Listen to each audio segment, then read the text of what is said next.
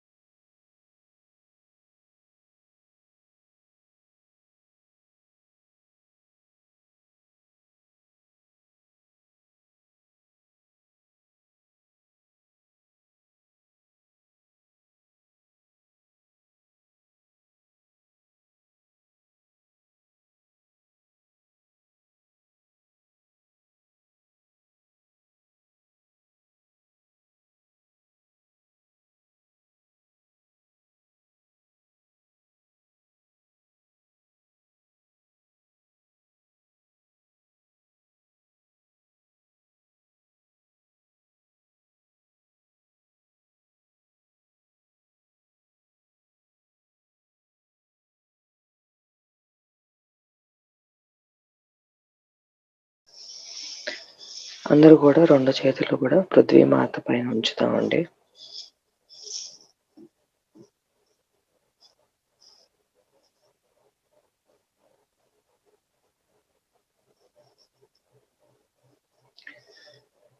అమ్మా, నేను ఈ ధ్యానం చేయటం కోసం నాకు అనుమతినివ్వండమ్మా. నాలో ఉన్న అన్ని దోషాలని, బాధలు అన్నిటినీ కూడా ఈ పృథ్వీమాత ద్వారా తొలగించండి తల్లి.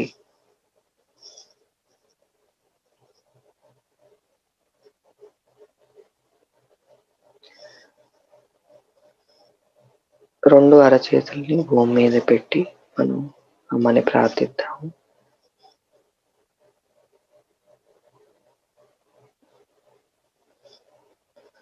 మనలో ఉన్న అన్ని దోషాలను, బాధలను అన్నిటినీ తల్లి మీరే తొలగించండి.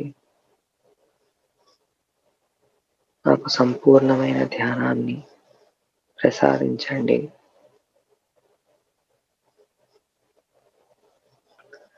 నాకు నిర్విచారతను ప్రసాదించండి తల్లి.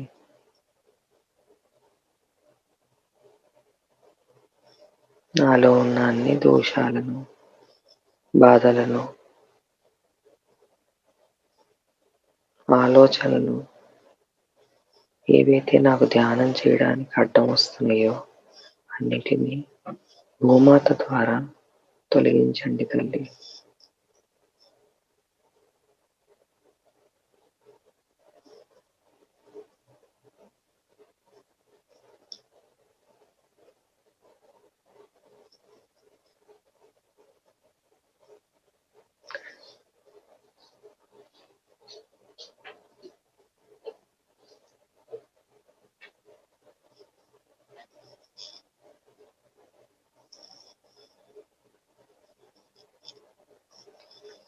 మీ ప్రార్థన చేసినప్పుడు మీరందరూ మీ అరచేతుల్ని గమనించుకోండి. కొంతమందికి లాగుతున్నట్టుగా కూడా అనిపించవచ్చు. అదంతా కూడా ఒక క్లియరెన్స్ ప్రాసెస్ అండి.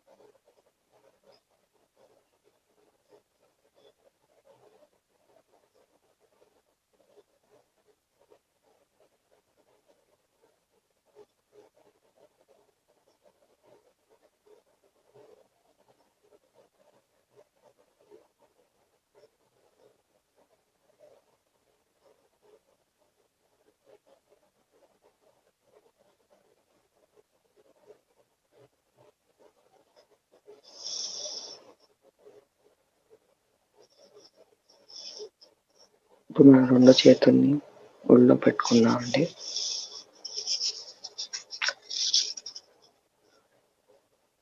సో ఇవాళ మనం ధ్యానము గణేష్ మూలాధారం పైన చేద్దాము.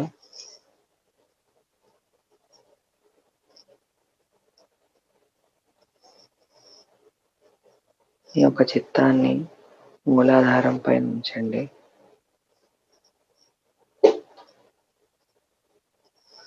మూలాధారం చక్రం అనేది మీరు ఎక్కడైతే కూర్చుంటున్నారో ఆ కూర్చునే ప్లేస్ ఎక్కడైతే నేలకు తగులుతుందో ఆ ప్లేస్ మూలాధారం చక్రం, ఫస్ట్ చక్ర అండి అది. ఆ చక్రం పైన మనం చిత్తాన్ని నిలపడానికి ప్రయత్నిద్దాము.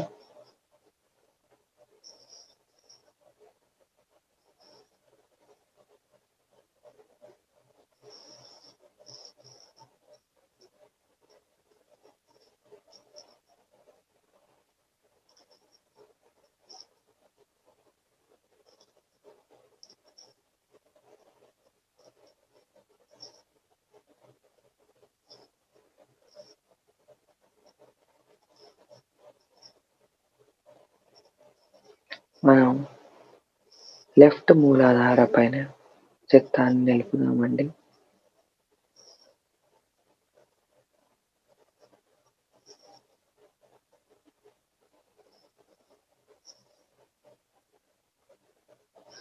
మన కుడి చేతిని భూమాత పైన పెడదామండి. ఎడమ చేతిని మీరు అలానే గుడిలో ఉంచుకోండి.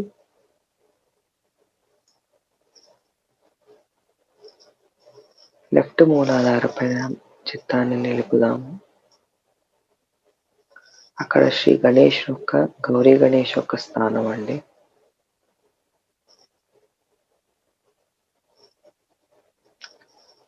గణేష, మనం గణేషుని ప్రార్థిద్దామండి. ఇక్కడ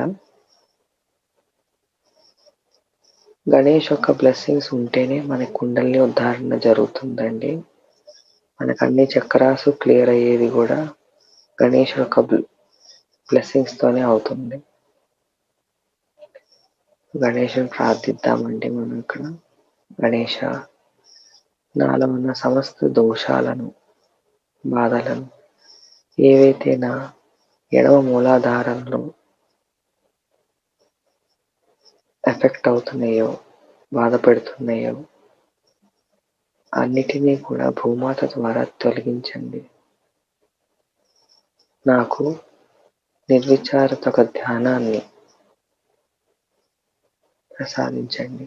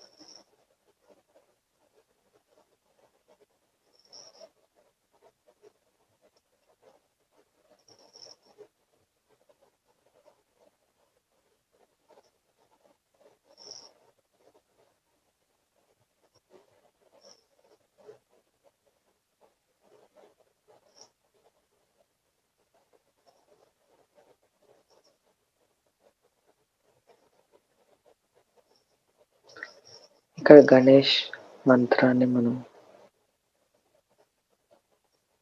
తీసుకుందామండి. ఓం త్వమేవ సాక్షాత్ శ్రీ గౌరీ గణేష్ సాక్షాత్ శ్రీ ఆదిశక్తి మాతాజీ శ్రీ నిర్మలా దేవి నమో నమః.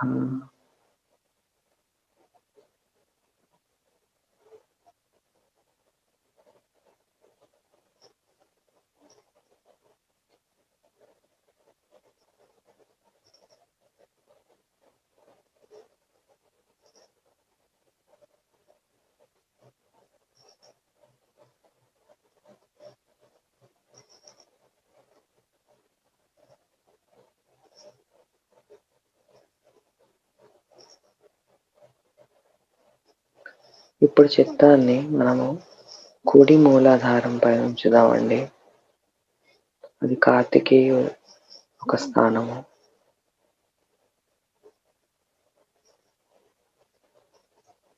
ఈ కార్తికేయ స్థానంలో మనకి అన్ని కండిషన్స్ అని మన కండిషన్కి సంబంధించిన దోషాలు అవన్నీ కూడా తొలగిపోవాలని మనం కార్తికేయుని ప్రార్థిద్దామండి.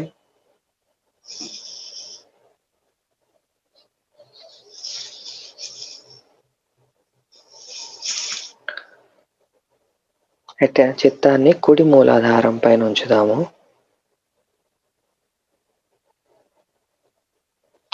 మీరు చిత్తాన్ని కుడి మూలాధారం పైన ఉంచటం అంటే మీరు ఆ భాగాన్ని మీరు ఊహించుకోండి. మీరు కూర్చున్న పొజిషన్లో కుర్చీలో కూర్చున్నా కింద కూర్చున్నా మీ కుడి వైపు ఎక్కడైతే కూర్చుని మీ నేలకు కానీ కుర్చీకి తగులుతుందో ఆ భాగం అన్నమాట రైట్ మూలాధారం, కుడి మూలాధారం.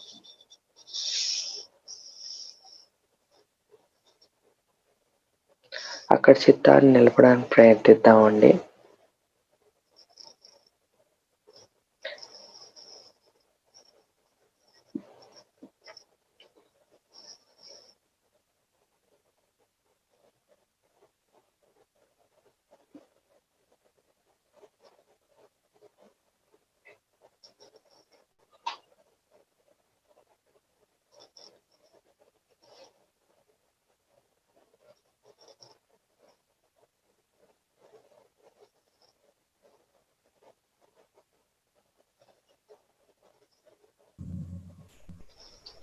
ఇక్కడ మనం కార్తికేయ మంత్రం తీసుకుందామండి.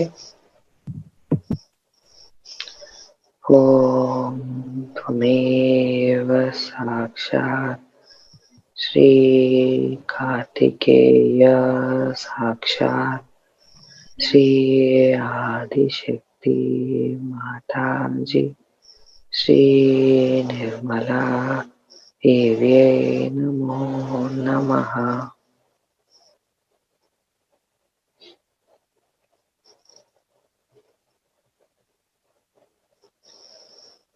అమ్మ, నా కుడి మూలాధారంలో ఉన్న అన్ని దోషాలను, అన్ని నా కుసంస్కారాలను, నా కండిషన్స్ అన్నిటినీ కూడా తొలగించు తల్లి.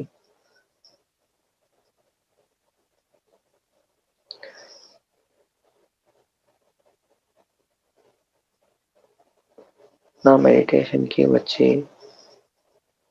అడ్డంకులు, దోషాలు, ఆలోచనలు అన్నిటినీ కూడా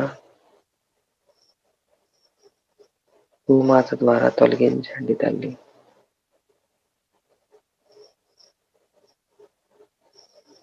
అమ్మా, నా కుడి మూలాధారాన్ని క్లియర్గా ఉంచండి అమ్మా ప్లీజ్. నా కుడి మూలాధారంలో ఉన్న అన్ని దోషాలను తొలగించి దాన్ని శుద్ధం చెయ్యండి అమ్మా.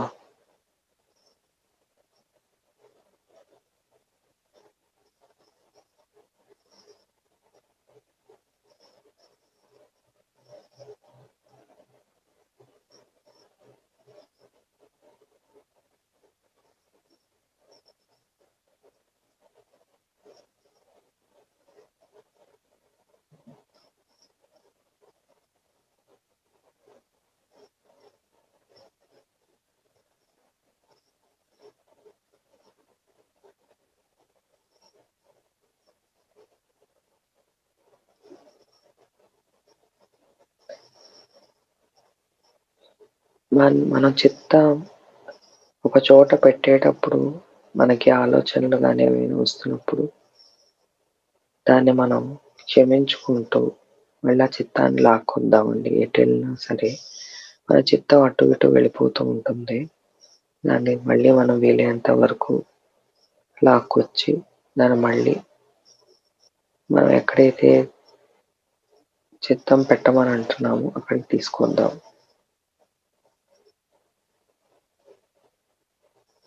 ఇప్పుడు మనం సెంటర్ మూలాధార పైన చిత్తాన్ని పెడదామండి.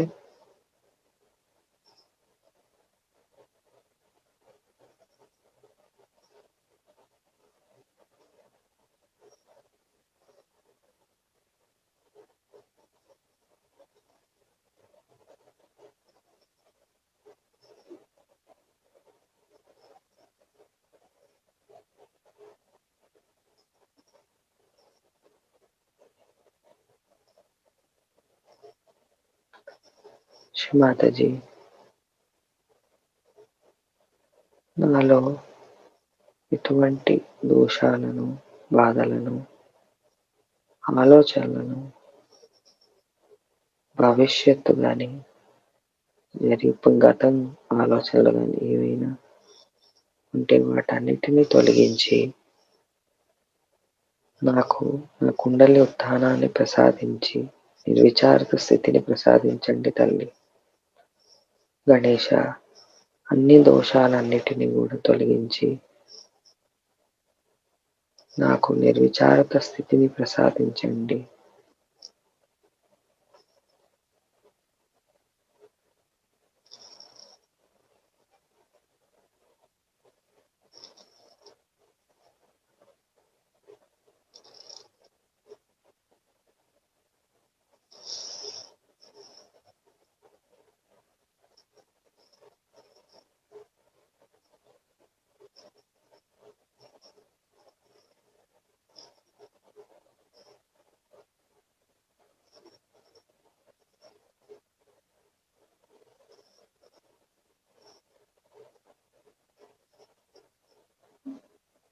శ్రీ మహాలక్ష్మి గణేష్ సాక్షాత్.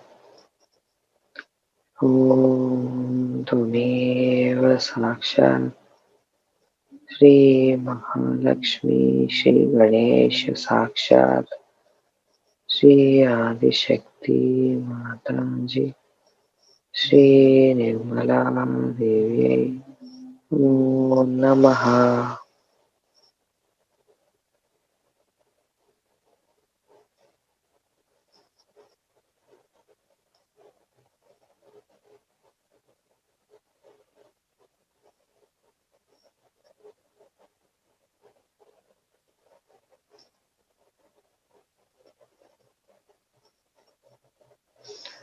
మన చిత్తాన్ని సెంటర్ మూలాధారలోని నుంచి మెల్లగా జస్ట్ మన చిత్తాన్ని మాత్రమే సెంటర్ ఛానల్లో మూలాధారం నుంచి స్వాదిష్టానం, సెంటర్ స్వాదిష్టానం,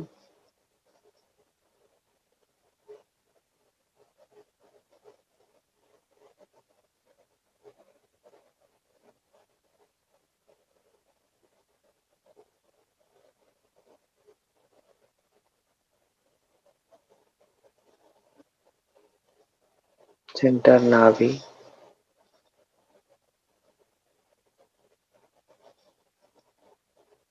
మెల్లగా మనం దాన్ని రేజ్ చేసుకుంటూ మన చిత్తాన్ని పైకి తీసుకెళ్దాము. ఒక్కొక్క చక్రం పైన అటెన్షన్, మన చిత్తాన్ని ఇక్కుంటూ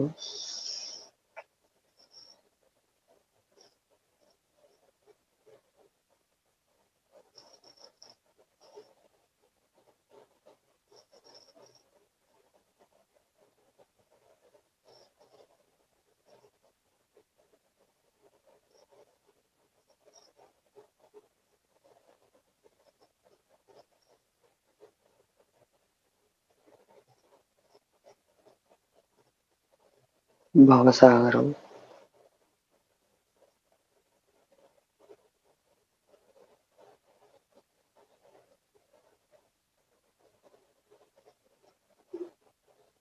భవసాగరం అనేది మన నాభి చుట్టూ ఉంటుందండి.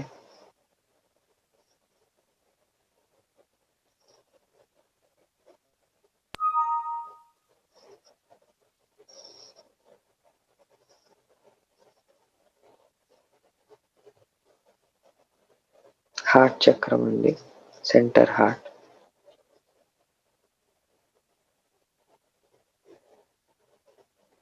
మన చిత్తాన్ని మీరు ఏ చక్రం అయితే చెప్తున్నానో ఆ చక్రం పైన మీరు ఆ పర్టికులర్ మీ యొక్క శరీరం భాగాన్ని ఊహించుకోండి.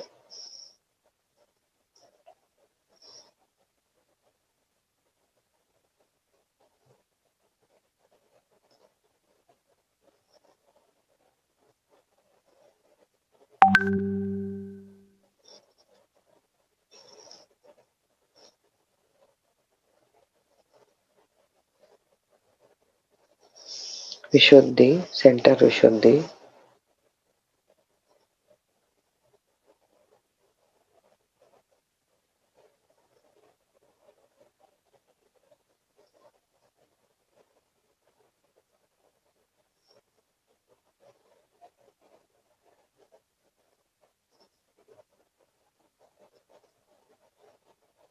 సెంటర్ ఆజ్ఞ,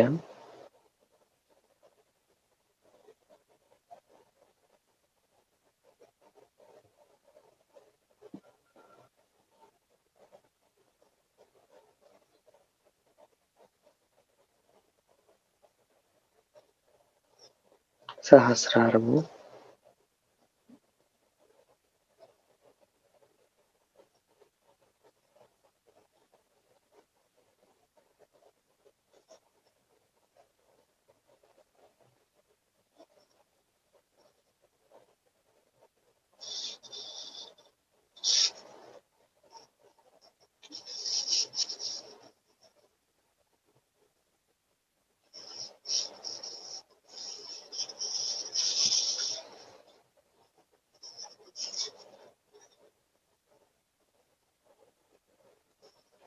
మన కుడి చేతిని మన హృదయం మీదకి తీసుకెళ్దామండి. ఎడమ హృదయం మీదకి పెట్టి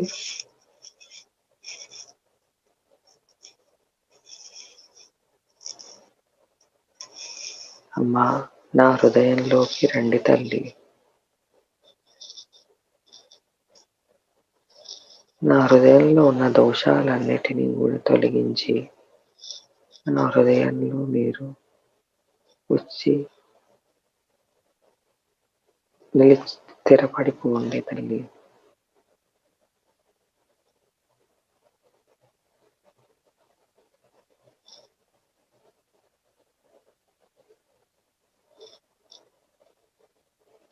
మనం మన కుడి చేతిని హృదయం మీద పెట్టుకున్నప్పుడు కొంతమందికి హార్ట్ బీట్ తెలియచ్చు, కొంతమందికి తెలియకపోవచ్చు. వీలైనంత వరకు కొంచెం గట్టిగా ప్రెస్ చేసి హార్ట్ బీట్ ఏమన్నా తెలుస్తుందేమో మీ ఒక్క ఫింగర్ టిప్స్ పైన చూడండి. అలా చేస్తే మన అటెన్షన్ హార్ట్ పైనకి బాగా వస్తుంది.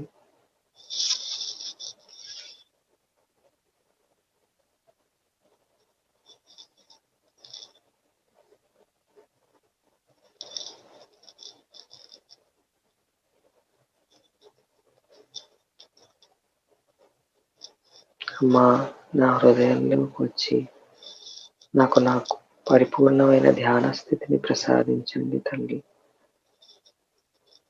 నాకు గణేష్ యొక్క బ్లెస్సింగ్స్ని, మీ యొక్క బ్లెస్సింగ్స్ని ప్రసాదించి నాకు నిర్విచారత స్థితిని ప్రసాదించండి తల్లి.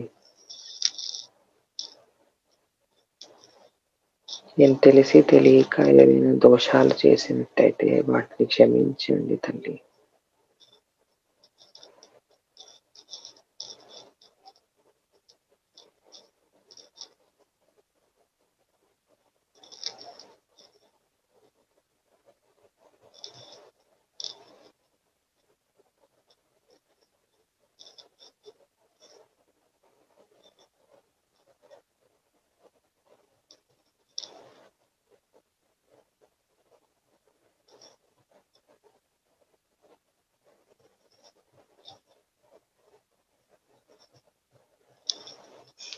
కుడి చేతిని మీ ఒడిలో పెట్టుకోండి.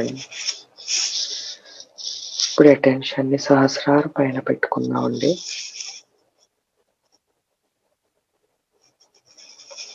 పెట్టుకుని 3 మహామంత్రాలు తీసుకుని తదుపరి మనం మాతాజీ గారి అమృతవాణిని విందాము.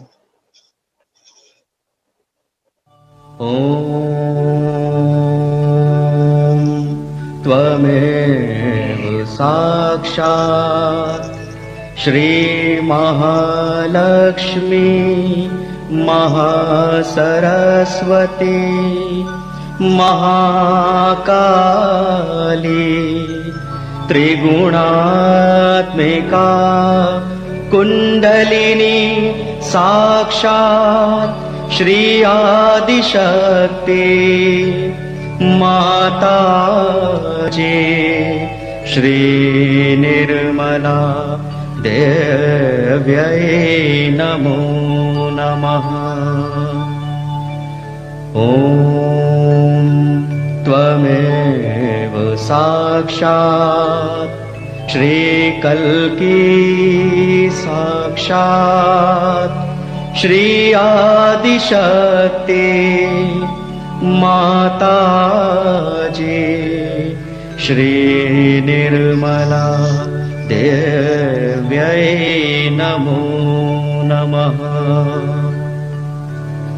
ॐ त्वमेव साक्षात् श्रीकल्की साक्षात् श्रीसहस्रार स्वामिनी मोक्षप्रदायिनी माता जी, श्री निर्मला देव्यै नमो नमः।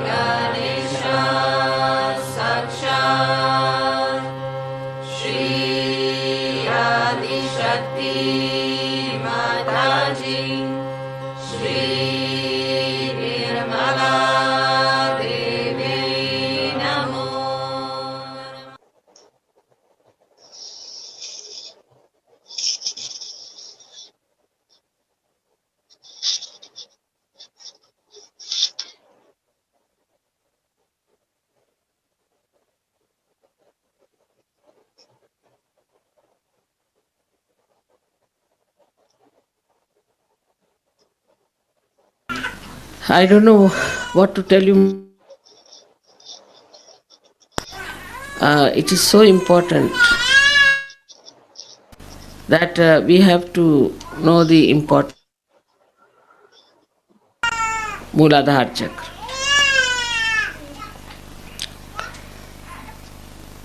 If you read the newspaper, just on the first page, you find people going amok as far as their moral sense is concerned. Absolutely, I mean, to us it is something so shocking. And perhaps I think people are possessed on their Mooladhara Chakra. The way they behave, one feels that there's something gone wrong with them completely and they have no control over themselves. And just like mad people they are behaving. And all these problems that are coming of this pervergence are due to this kind of a possession on the Mooladhara Chakra. One has to be very, very careful and respectful about it. I've already told so many things, how to keep it clean, how to respect it, how to behave yourself. As you know, Sri Ganesha was created at the gate of hell to protect us from falling into hell. But actually, when we insult him and we do not care for him, he just sleeps off. And when that happens, any kind of a possession can come and can really make people mad. When you come from India to these places, you're really surprised and shocked. What is wrong with these people? How can they be behaving in this manner? How can they go all out to ruin themselves like this? And how is it they do not understand the importance of morality when they are following Christ? The Christians, I think, are the worst as far as morality is concerned. They have no moral values left in them. It's such a sad thing that the number of people killed by Christians is also the maximum. Sometimes I think these people who are killed everywhere might have possessed the Christians this way, that they are just going amok and behaving in this manner, destroying themselves. Now the first quality of Sri Ganesha is that he gives us wisdom. And that wisdom gives us the sense how to behave, gives us the balance, and gives us the sense how to behave towards ourselves, how to preserve yourself, how to respect yourself. But if Ganesha is not at all there to watch you, might be from hell, some horrible hellish bhoots are coming out, or I don't know. I cannot explain this kind of thing. Now the other way around, I'll tell you, in India is especially with women, they are extremely particular about their chastity. Extremely particular. Like we had a queen called Padmini, and she was a very beautiful woman, and one Muslim aggressor who became a sultan heard about her beauty. So he wanted to see her. So she refused. I don't want to see him. Even seeing a woman like with those bad eyes are bad. Seeing a woman also are bad. So he said, if you do not allow me to see her, I'll invade your country. So she agreed that all right, he can see me in a mirror. So at least his bad eyes don't fall on me directly. She agreed to that. And he saw her in a mirror, and he saw that it was even more beautiful than he had thought to be. So now he wanted to have her. So physical, so superficial. And he said, if you now do not come to me, I will again attack. So they made a plan. Let us now decide whether we are going to surrender our queen or not. So everybody said, nothing doing. We are not going to surrender. Because the chastity of a woman is very important, and that of a queen. And a queen who is representative of all the womanhood should not be sacrificed like that. They could not bear the idea. So they said that all right, we'll organize something and cheat these people. So they sent a word, all right, we are all coming and the queen is coming too. And they sent 100 palanquins. We use palanquins for ladies in India, covered. And inside every palanquin there was one warrior sitting with all the weapons, and there were 4 carrying the palanquin. And all these 4 were also warriors. So thus they have about 500 warriors. It was a small kingdom.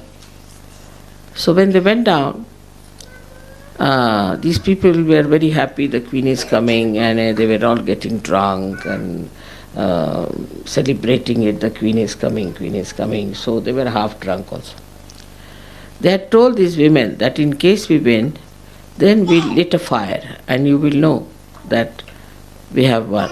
But if you do not see anything like that, then be sure that we have lost the war. So the king sat in the front palanquin and the rest of them, and they went and attacked them, in the sense that they first entered inside, and then instead of the queen, the king came out, and they all fought those people. But they were only 500, so they could not be saved, and these people had better weapons, so they were killed. They did not lit the fire. Now the women knew that all of them will be coming. Now they were very rich sultans, very rich Muslims and things like that. But they thought that now their chastity is in danger. So there was a big platform, and they made a big fire on that. And they all entered into it and killed themselves before they could enter and touch their body.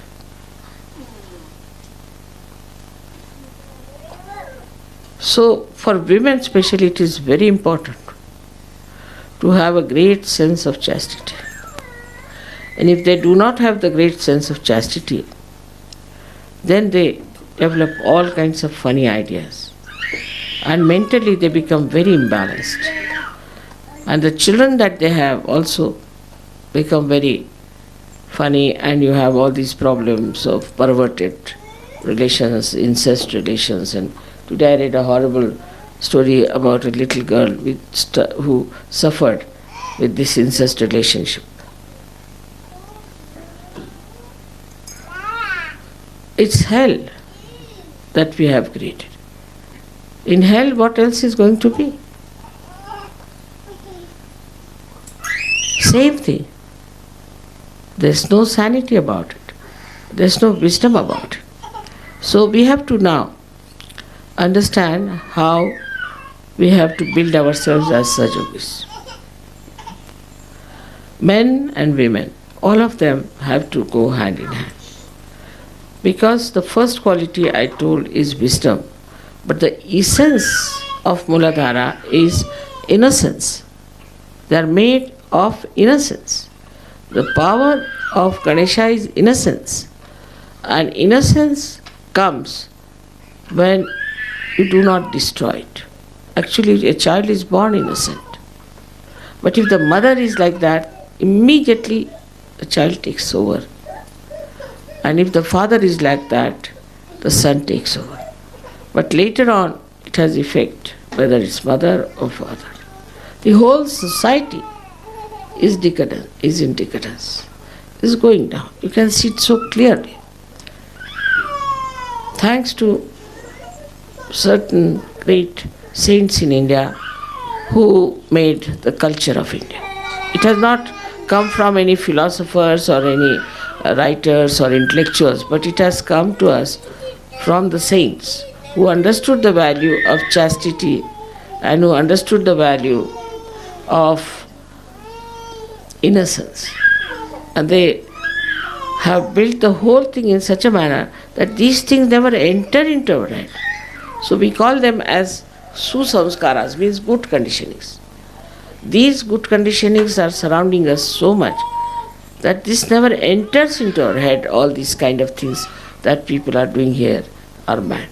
When it doesn't enter into your head, we can say that we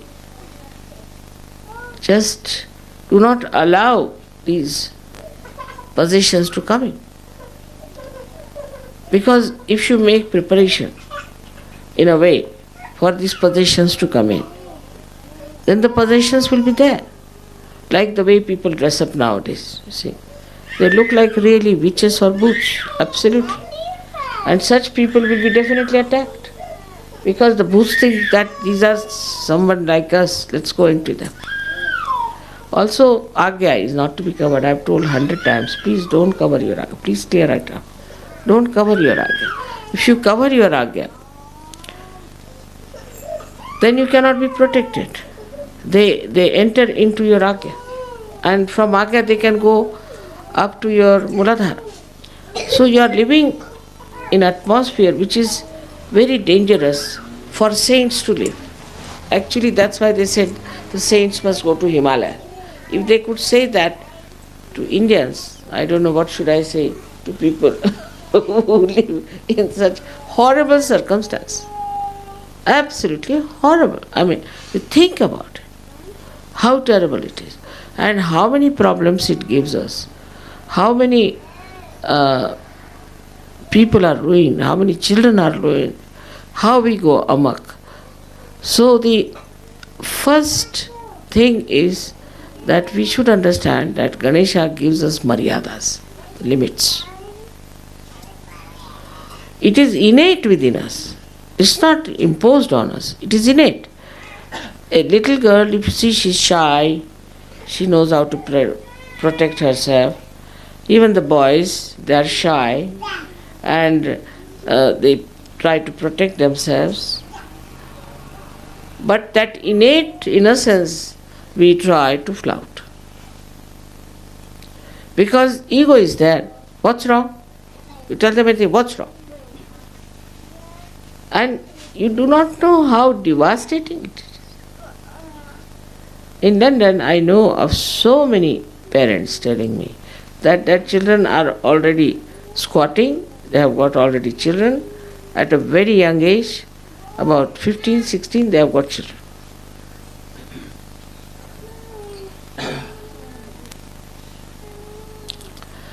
This is so widespread and so shamelessly they discuss. I mean, in the newspaper, if you read, I mean, you can't imagine why to write all these things in such details in the newspaper. There's no need to write each and everything in the newspaper. But basically, we are good people. God has created us good human beings. We are beautiful people. But this ego and this kind of a stupid idea that what's wrong in doing anything coming from ego. People have gone amok. And when you go amok, you get caught up by these booths. And then once you are caught up by these booths, you start behaving in a manner that no one can explain why they behave like this. I just don't understand. There was a boy who came with all his hair not properly done and looking funny, and with all these jatas as we call them. So I asked him, why do you dress up like this? You look like a primitive man. He said, I want to be primitive. I said, you cannot. Your brain is modern. By just making such hair, are you going to become primitive? You cannot become primitive. But just imagine, all these external things they do. For what? To have an identity. Now, this idea of identity is also a sign that you do not have your maryadas. You can do anything. You can become a punk and all kinds of things you do. I mean, there are no maryadas. And that means you are denying Ganesha completely. Ganesha has created those maryadas innately within us. Even a prostitute in India, if she has to take to that profession because she's forced into it, maybe she's being brought from somewhere, or maybe that out of her big problems she might have been a prostitute, she will see that her child is saved. She knows that it's wrong. But here it is so bad that we do not know also that it is wrong. I mean, imagine, this is the limit of things, that you see yourself getting drowned in the water and you know that you are going to be killed. Still you are enjoying, very nice, I am going to be killed. This is the situation of the wisdom. It is really shocking. So we have to now understand what are our maryadas, how we have to live within our maryadas. And I am sure if you really work out your Sri Ganesha, for that the best is to meditate. Put yourself on some nice turf, grass, sit on that, put your left hand with the light and right hand on the Mother Earth and say Atharvashish.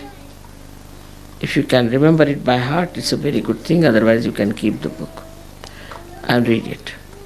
Or say Ganesha's mantra to begin with. It's going to help you very much. It's going to help you, your eyes, it's going to, your whole thing is going to be very nice. And also with this kind of a mad Muladhara, a woman can become extremely aggressive with her husband. I mean, she can be a very cruel woman. And that's what is happening in America now. But I can't understand how women could be that cruel. I mean, I never used to think women could be cruel, really.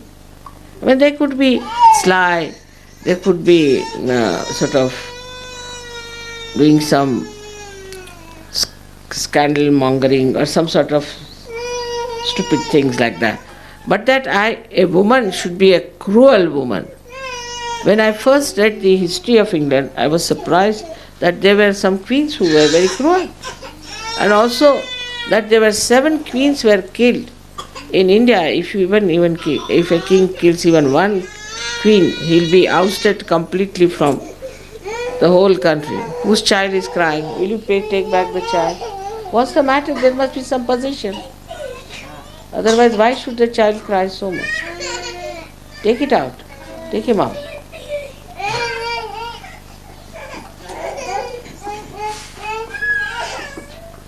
There's some sort of a position. Remember, if children start crying in front of my photograph or in my presence, then know there's some position. Otherwise, they won't cry. Take him out.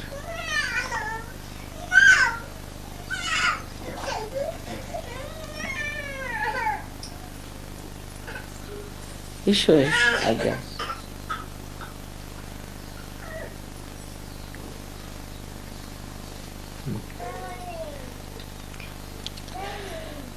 So it's not a something very simple thing. It's very serious. For Sahajog is very, very serious. They have to revive their innocence. They have to revive their maryadas. They have to delimit themselves. It's very important. Otherwise, as I would say that if you have some wheat spread out everywhere, how can you reach the heights? You have to put them into some bags, some maryadas. Only by maryadas you can rise. Of course the Kundalini will help. Of course Ganesha will help also. But we should also try to watch ourselves. There should be introspection. Are we still in the same category? I've told many people that it is better you walk with your eyes towards the grass only at 3 feet, because at 3 feet you can only see children, flowers and grounds. Not higher than. Nothing very beautiful is beyond that, I think. Or nothing in between.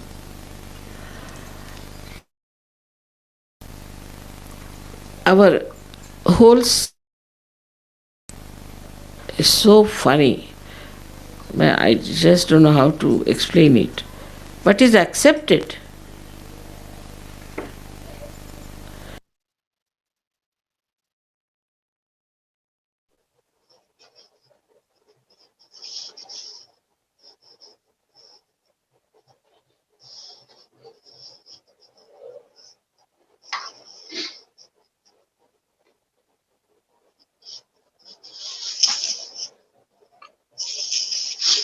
Mataji గారు,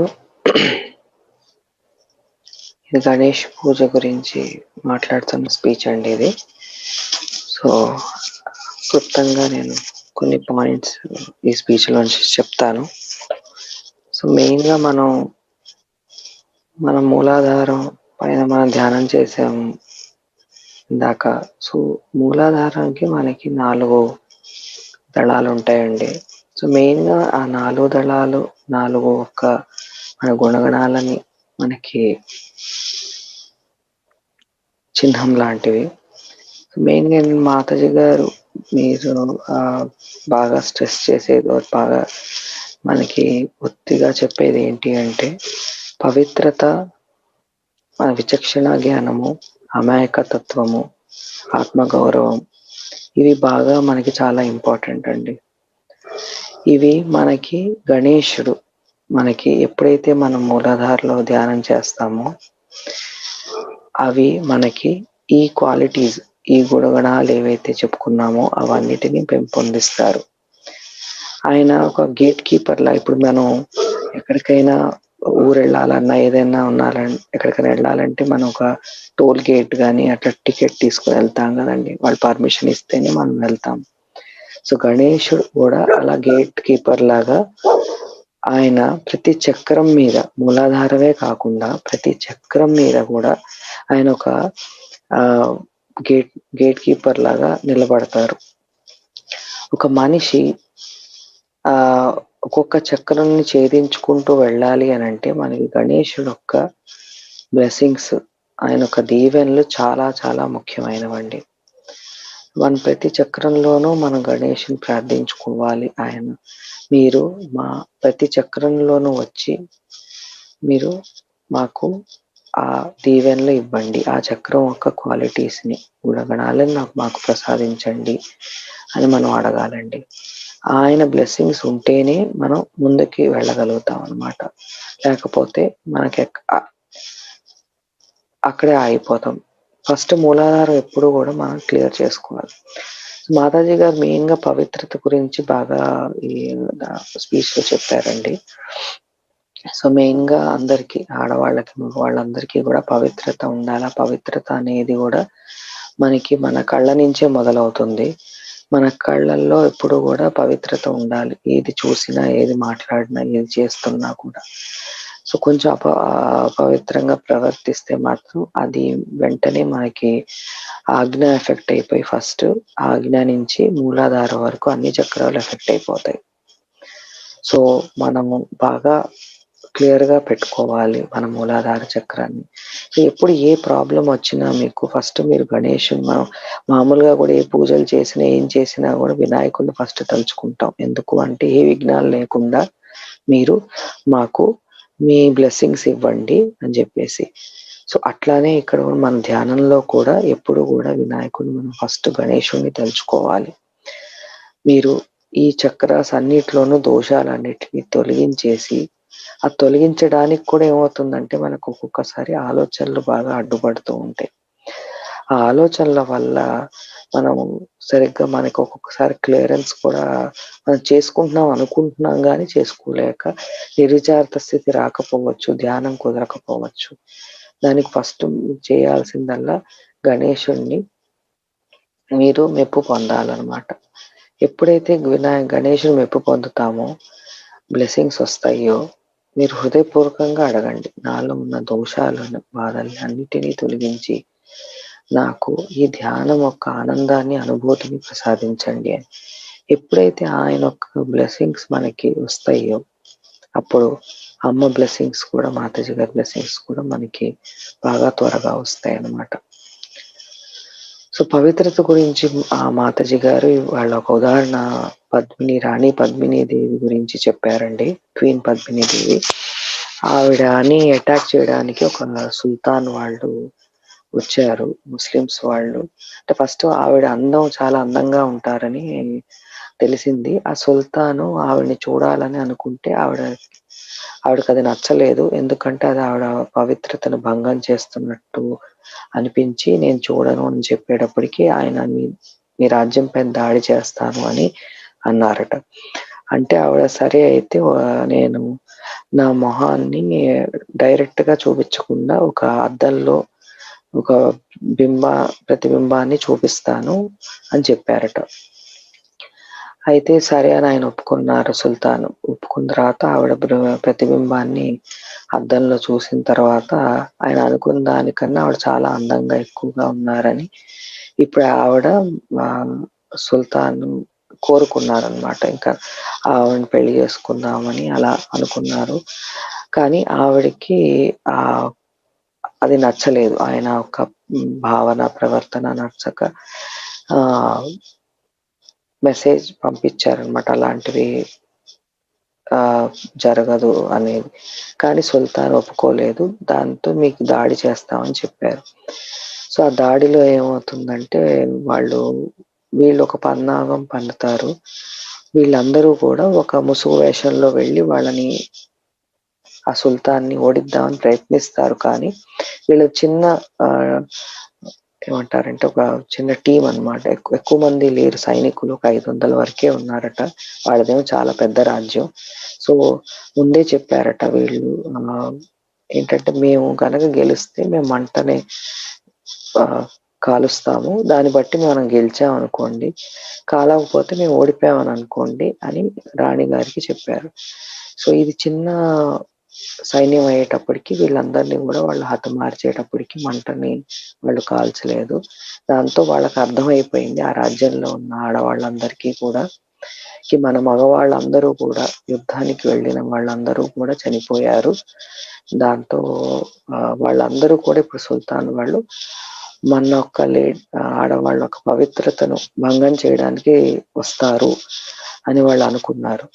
అది ఆ ఆలోచనే వాళ్ళకి తట్టుకోలేక వాళ్ళు ఒక open land ఖాళీ స్థలంలో వెళ్ళి మంట పెట్టుకొని మొత్తం ఆడవాళ్ళందరూ కూడా ఆ మంటలో ఈ రాణి పద్మినీదేవితో సహా అందరూ ఆ అగ్నిలో ప్రవేశించి చనిపోయారు. సో, మాతాజీ గారు ఆ పవిత్రత గురించి చెప్తూ అక్కడ అంటే ఆవిడ ఈ స్పీచ్ని ఆవిడ ఫారెన్లో చెప్పారండి. సో ఆవిడ వాళ్ళకి చెప్తున్నారనమాట, మన ఒక చూపు ఒక ఇది ప్రాముఖ్యత కానీ, ఒక ఆలోచన ఒక ప్రాముఖ్యత కానీ ఎంత మన భారతదేశంలో ఎంత ముఖ్యమైందో అంత అలా వాళ్ళ ఆత్మ గౌరవాన్ని, పవిత్రతను వాళ్ళు రక్షించుకోవడానికి అట్లా వాళ్ళు కాల్ చేసుకున్నారు. అలాంటి మీరు ఈ దేశాల్లో చిన్న చిన్న పిల్లలు పవిత్రతను ఉల్లంఘిస్తున్నారు. అది నేను పేపర్లలో వాటిల్లో అన్ని చోట్ల చదువుతున్నాను. చాలా బాధాకరంగా ఉంది. అట్లాంటివన్నీ చాలా కష్టంగా ఉంది. సో వాళ్ళందరికీ కూడా, మీ అందరికీ నేను చెప్పేది ఒకటే, పవిత్రతను మీరు బాగా దానం చేసుకోవాలి. మనకి ఇప్పుడున్న పరిస్థితుల వల్ల బాగా నెగిటివిటీస్ బాగా మనకి క్యాచ్ అవుతూ ఉంటాయండి. ఎందుకంటే మనం ఉండే సొసైటీలో నలుగురితో మాట్లాడాల్సి వస్తుంది, నలుగురితో కలవాల్సి వస్తుంది. సో వాటి వల్ల కూడా మనం ఎంత పవిత్రంగా ఉన్నా ఏదో రకంగా డిస్టర్బెన్సెస్ వస్తూ ఉంటాయి. సో ఫస్ట్ మనం ఎప్పుడూ కూడా మెడిటేషన్లో కూర్చున్నప్పుడు, పొద్దున కానీ సాయంత్రం కానీ ఏ టైంలో మీరు ధ్యానం చేస్తున్నా, మీరు ఫస్ట్ వినాయకుడిని ప్రసన్నించుకోవాలి. ఆ వినాయకుడు చేస్తేనే మనకి ఈ గుణగణాలన్నీ కూడా మనలో వస్తాయన్నమాట. ఇంకొక విషయం చెప్పారు ఏంటంటే, మాతాజీ గారు మర్యాదల గురించి చెప్పారండి. సో ఒక మనిషి ఒక క్యారెక్టర్ అనేది ఒక మర్యాదలతో కూడిందండి. ఇప్పుడు మీరు ఒక ధాన్యాన్ని మీరు నేలపైన విసిరేస్తే అది ఎప్పటికీ మీరు ఒక బ్యాగ్లోకి వేసుకోలేరు. అంటే మనం ఇలా పట్టుకోవడానికి ఒక కొలమానంగా రాదు. అదే మీరు ఒక బ్యాగ్లో కనుక ధాన్యాన్ని వేస్తే అది పెరుగుతూ పొడుగ్గా ఆ ధాన్యం బ్యాగ్లోకి వెళ్తుంది. అంటే మీ యొక్క బౌండరీస్, అంటే మీరు ఒక మర్యాదలు అనేది మీరు పెట్టుకోవాలి. అప్పుడే మీ యొక్క ఒక గుర్తింపు అనేది వస్తుంది. ఒక మనిషిని మనం ఒకళ్ళని గుర్తు పెట్టుకున్నాము బలానా అంటే వాళ్ళు డబ్బులు ఉన్నాయనో లేకపోతే ఈ బలానా అని కాదు. మెయిన్గా వాళ్ళ యొక్క క్యారెక్టర్ బట్టి, వాళ్ళ ఒక మర్యాదలు బట్టి, వాళ్ళ ఒక మాట బట్టి మనం ఆ మనిషి గుర్తొస్తాడు. అట్లానే మనకి కూడా ఒక గుర్తింపు ఉండాలండి. ఆ గుర్తింపు అనేది మన మర్యాదలండి. సో ఆ గణేశుడు ఎప్పుడైతే మనం ప్రసన్నం చేసుకుంటామో ఆ మర్యాదలు కూడా మనకు వస్తాయి. ఆ మర్యాదలు ఆయనే నేర్పుతారు. శ్రీ మాతాజీ గారు అంటారు, ఆ మర్యాదలు వచ్చినప్పుడే నువ్వు మీ ధ్యానంలో కూడా బాగా ఎదుగుదల జరుగుతుందండి. ఇంకొక విషయం చెప్పారండి, మనం ఇప్పుడు పెద్దవాళ్ళు ఎవరైతే, అంటే మనకి చిన్న పిల్లలు ఉన్న ఇళ్లల్లో కానీ, చిన్నపిల్లలు ఇప్పుడు కూడా మీరు ఒక క్యాసెట్లో చూస్తే చిన్న పిల్లాడు ఒకడు ఏడుస్తూ ఉన్నాడు, ఆవిడ బయటికి ఆవిడ పిల్లాడిని తీసుకెళ్ళిపోమని చెప్పారు.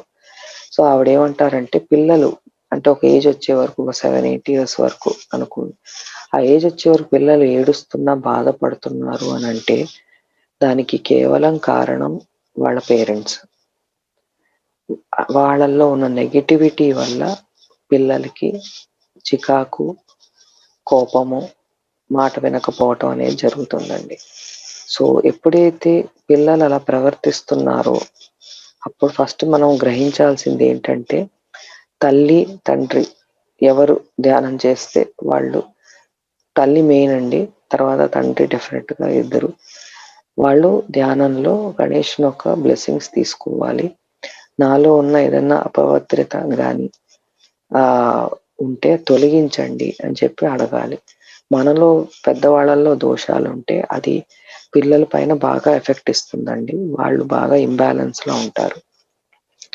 సో మాతాజీ గారు ఇంకో పాయింట్ చెప్పారు ఏంటంటే, మన ఆజ్ఞాన్ని కూడా ఎప్పుడు కూడా కవర్ చేసుకోకూడదని చెప్పారండి. చాలా మంది హెయిర్ డిజైన్స్ అవన్నీ పెట్టుకోవటం వల్ల ఈ నుదురుని కవర్ చేయకూడదని చెప్పారు. నుదురు ఎప్పుడు కూడా ఓపెన్ గా ఉండాలి. వీలైతే మనం ఎప్పుడు వైబ్రేటెడ్ కుంకం ధరించాలి. సో దానివల్ల మనకు ఆజ్ఞ క్యాచ్ అవ్వకుండా ప్రొటెక్టెడ్ గా మనం ఉంటాం ఎక్కడికి వెళ్ళినా కూడా. ఇంకొక ఇదేంటంటే పాయింట్, వినాయకుడు గణేష్ యొక్క ఈ పవిత్రత, ఆత్మగౌరవం ఒకటి, విచక్షణ జ్ఞానం అండి. సో మనకి విచక్షణ జ్ఞానం ఏది తప్పు ఏది ఉప్పు అనేది కూడా మనకి గణేష్ వారే ఇస్తారండి. ఆ జ్ఞానాన్ని మనకి ఎప్పుడైతే ధ్యానంలో మనం ఉన్నతి చెందుతామో గణేష్ యొక్క బ్లెస్సింగ్స్తో అది బాగా మనకి తెలిసిపోతుందండి. ఏది మంచి, ఏది చెడు, ఏది డెసిషన్ కరెక్ట్, ఏ డెసిషన్ తప్పు, మనం ఈ దారిలో నడవచ్చా, ఈ దారిలో నడవకూడదా, ఏదైనా మీ ఫ్యామిలీ ఫైనాన్స్ ఏ రకమైన సమస్య కానీ ఏదైనా రకమైన ప్రశ్న మీ ముందు ఉందో దాంట్లో మాతాజీ గారు అంటారు మీకు గణేష్ యొక్క బ్లెస్సింగ్స్ ఉంటే మీకు ఆ విచక్షణ జ్ఞానం మీకు తెలిసిపోతుంది. ఏది రైటో అదే మీకు కనిపిస్తుంది. ఆ రైట్ డైరెక్షన్లో మీరు వెళ్ళిపోతారు అని మాతాజీ గారు ఈ పాయింట్స్ అని చెప్పడం జరిగిందండి. ఇవాళ ఒక గణేష్ పూజ, ఇది 91 గణేష్ పూజ క్యాసెట్ అండి, స్పీచ్ అండి ఇది. సో మనం ఎప్పుడూ కూడా మదర్ని అదే ప్రార్థిద్దాము. మనం గణేష్ యొక్క గుణగణాలని ప్రసాదించి మూలాధార చక్రాన్ని క్లియర్ చేసి మంచిగా అది ఓపెన్ చేసి మనకి ఏంటంటే అది మాతాజీ గారు చెప్తారు వినాయకుడు ఒక హెవెన్కి హెల్కి మధ్యలో గేట్ కీపర్ అనమాట.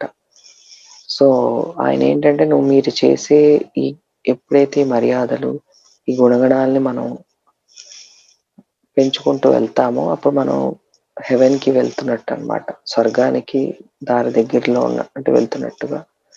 ఎప్పుడైతే ఈ గుణాలు మనలో తగ్గుతాయో, లోపాలు దోషాలు వస్తూ ఉంటాయో అప్పుడు మనం అది నరకానికి దగ్గరగా వెళ్తున్నట్టు అన్నమాట. సో అది మీరు చేసే ధ్యానము గుణాలు బట్టి గణేష్ యొక్క బ్లెస్సింగ్స్ మనకి వస్తూ ఉంటాయి. అప్పుడే మనం మదర్ని కూడా ప్రసన్నం చేసుకోవచ్చు. మాతాజీ అండి.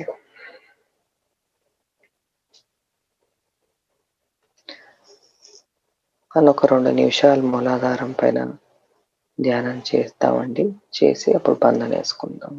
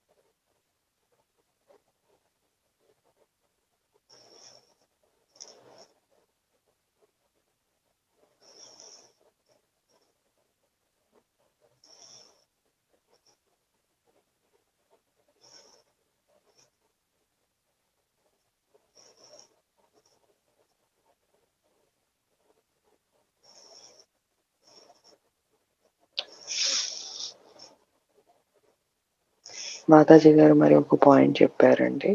మీరు మూలాధార క్లియర్ చేసుకోవాలి అంటే లెఫ్ట్ సైడ్ ఒక చిన్న దీపాన్ని పెట్టుకోండి వెనకాల వైపుకి. కుడి చెయ్యినేమో భూమాత పైన పెట్టి ఎడమ చేతిని మీ ఒళ్ళో పెట్టుకుని మీరు గడ్డి పైన కానీ నేలపైన కానీ ఎక్కడైనా మీకు కన్వీనియంట్గా ఉన్న ప్లేస్లో, కింద కూర్చోలేని వాళ్ళు పైన కుర్చీలో కూర్చున్న కింద క్యాండిల్ పెట్టుకోవచ్చండి. ఎడమ వైపు మాత్రమే క్యాండిల్ పెట్టుకోవాలి. పెట్టుకుని ఇలా కుడి చేతిని భూమాతకి చూపిస్తూ పెట్టుకోవచ్చు కుర్చీలో కూర్చున్న వాళ్ళైతే. పెట్టుకొని మనం మూలాధార క్లియరెన్స్ చేసుకోవచ్చు.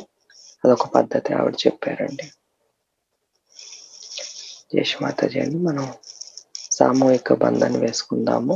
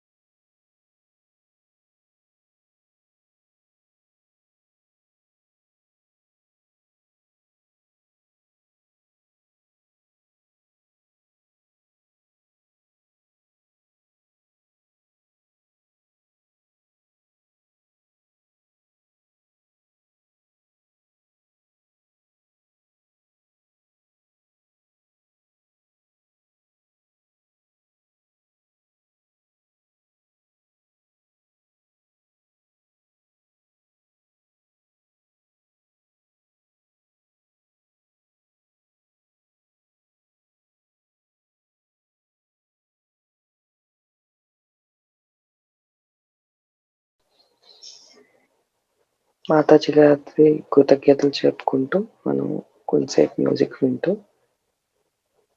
వాళ్ళ సెషన్ ఎండ్ చేద్దామండి.